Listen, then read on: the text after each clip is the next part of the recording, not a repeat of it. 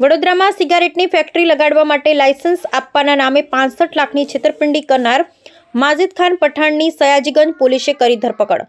દુબઈમાં કારોબાર ધરાવતા સાદિકભાઈ સાથે દુબઈમાં માજીદભાઈના મુલાકાત થયા હતા। તે સમયે માજીદભાઈએ સિગારેટ ફેક્ટરી લગાવવાની વાત કરી દિલ્હીથી લાયસન્સ અપાવી આપશે એવી વાત કરી કુલ 65 લાખ રૂપિયાની વસૂલાત કરી હતી, પણ લાયસન્સ અપાવી શક્યા ન હતા, જેથી સાદિકભાઈએ પૈસા પરત કરવાની વાત કરી હતી, પણ માજીદભાઈએ પૈસા પરત કરવાની ના પાડતા મામલો બીચક્યો હતો અને ફતેગંજ 7 સીઝ મોલ પાછળ માજીદ પઠાણે સાદિકભાઈ ઉપર જીવલેણ હુમલો કર્યો હતો। સાદિકભાઈ પાવડર અર્થે હોસ્પિટલમાં દાખલ થયા હતા। આ મામલાની ફરિયાદ સયાજીગંજ પોલીસ મથકે દર્જ કરવામાં આવી હતી, જેની તપાસ સયાજીગંજ પોલીસે કરી રહી છે। આજરોજ ફરિયાદી સાદિકભાઈ દ્વારા શહેર પોલીસ કમિશનરને નિષ્પક્ષ તપાસ માટે રજૂઆત કરવામાં આવી હતી।